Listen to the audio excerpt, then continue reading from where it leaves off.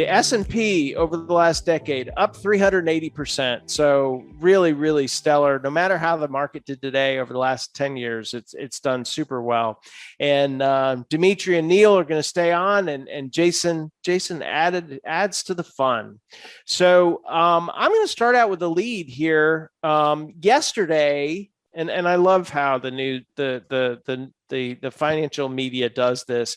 Yesterday was the best day for the S&P 500 since July. Wow. Okay. All right.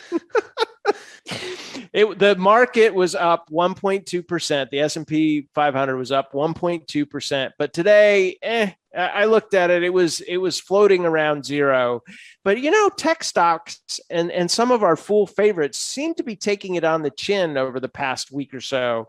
A number of days, I would open my portfolio and I would see nothing but red stocks and red numbers, at least for the daily change, not for the long term, but for the daily. So I'm wondering if some of our members are feeling this too. The question for you guys is, are you seeing similar trends? And sort of how do you deal with it on days or stretches of days where you're seeing red numbers? Do you worry? And how do you deal with the volatility? Dimitri, we'll hit you up first. Sure. Yeah. It's a great question. I'll start off by saying down days are not as fun as the up days for sure.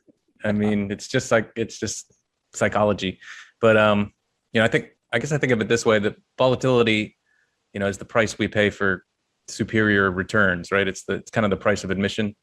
And S&P 500 has averaged. I was looking at an article actually written by Jason Hall that highlighted a few of these numbers. It's up about 14% annually over the last decade. So call that the average return over the last 10 years, which is way better, obviously, than you could get in your bank account or in CDs or bonds or real estate in most cases. But to get those better returns, I think we've had to sit through a lot of painful dips, and sometimes those last for weeks. Like they did last year, or sometimes they last for months, sometimes they last for a year. Even in this kind of unusually great 10-year stretch, out of those 10 calendar years, we had 3 of those years were below that 14% average, and 3 were below 5%.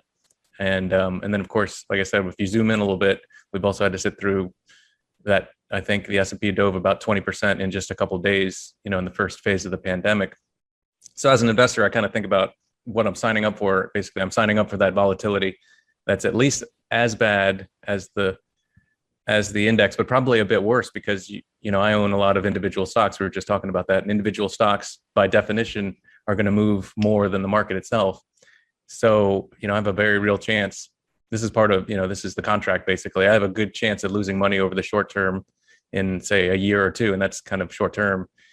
But I have a really good odds of earning solid returns over 3 years, 5 years, 10 years, almost, I don't think we've ever had a 10-year period of losses. So that's just kind of another great reason why you shouldn't really put money into the market that you're going to need in the next 6 months or next year. This is money for 3 years, 5 years, 10 years, 20 years, retirement kind of stuff. And if you take that approach, the 6-month decline is not going to bother you as much. Yeah, and I agree with a lot of what Dimitri said. So to echo what he just said, volatility is just, that's the admission to get market beating returns. You have to be able to stomach, the day to day, the month to month, even the year to year ups and downs. Something that I do, I don't really check my positions, first thing in the morning or whatever. I'll look at them once throughout the day, and I think that sort of shields me from overreacting to any bad news that's going on. One Ben Graham quote that I really like, for those not familiar, he was, it's called the father of value investing, and was Warren Buffett's teacher, I think, at Columbia. And so he says in the short term, the market's a voting machine, and in the long term, it's a weighing machine. And so, Brian, like you said, I think it's funny when news outlets, they'll say, the market's had its best day since, it rained on a Tuesday last year or something like that. And it's right. And I think,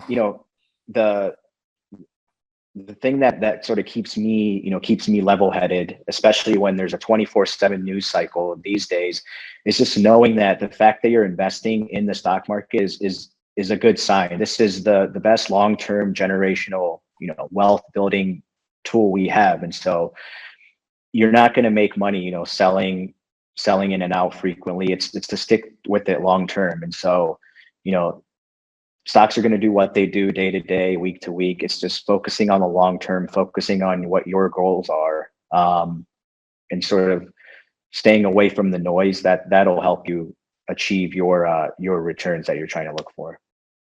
Yeah, my portfolio has become very uncorrelated, not very, but it's certainly far more volatile than the market. So today my portfolio fell 0.6%, which is a pretty significant decline, particularly on a day when the market was relatively flattish, right? I didn't look at it exactly at close. But then the flip side of that is I've absolutely outperformed the market over the long term, and by a pretty significant margin, even with a large, broad portfolio, which I think is interesting because it's actually part of how I get through these periods of volatility. Is unlike Brian, Dimitri, Neil, I'm not sure about you as far as how concentrated your portfolio is, but for me, I feel pretty confident that I could own maybe even 200 individual stocks and still outperform the market and not be concerned that I'm potentially watering down my returns. Because one thing, I just think about the foolish universe. There are several hundred stocks that have been recommended across various portfolios and various stock picking services at the Motley Fool, and the results don't lie, right? You look at the numbers. So that kind of helps me. I think that's still pretty concentrated compared to the thousands of stocks that we have available to buy. But here's the big realization I've come to, and this is kind of recently. I think about the market each day, whatever moves it makes is what other people are deciding to do with their money, right? Dimitri, you talked about stocks as being great 3, 5, 10, 20, 50 years out, right? Is those sorts of things. So I'm not going to make my decisions about my money, my stocks, based on what other people are deciding to do with their money. That's not a very good way to manage your money. So for me, I think about it that way. And it's also a good way, I think, to kind of have the right framework in mind for that near-term money. Don't have it in stocks, right? It's right there. It's right there in the volatility. Don't have it in stocks. So that helps me just kind of thinking about it that way. Yeah, Jason, just to quickly add, like you talked about, investing is like, I look at it like an arena or like a football field where everybody's in the same arena, but everyone's playing a different game. Mm-hmm. And so you can't sort of judge, somebody who's selling a stock or buying a stock, their time horizon might be, the end of the day, right? And they're getting out of the stock or short or buying or whatever. And so, like you said, the biggest thing is to just know what your goals are, and don't be influenced by outside people, because that's very easy to do with human behavior and herd mentality and that kind of thing. Yeah, I love that. That's a good point. I would just add one thing too. Also, on this topic, if the market, if my portfolio drops 2% and I lose sleep over that kind of tells me, that's good information for me to have, because it's telling me I'm probably too exposed personally to, that's not a kind of thing, if I'm losing sleep for weeks or worried about what's going to happen if the market drops 4% or 5%, like I said, that's potentially I'm exposing myself, to something I'm not comfortable with. That's not something I personally, I feel like I have a long investing horizon. So at 3%, 5%, those numbers don't freak me out. But it is good information to know. And if that continues to happen to you, if you're experiencing that sort of stressful anxiety over a couple percentage points, maybe you need to think about diversifying a bit more. Maybe you want to buy some more index funds, or, Costco exposure that way. Yeah, exactly. Yeah, Jason, you mentioned yours was down, what, 0.5%, 0.6%? 0.6. Yeah. I can double that. I'm down 1.1% today, and 16. I beat you. 16. Well, I didn't. Right? That's surprised. the funny thing. Right. You understand the nature of what you own, right? Right.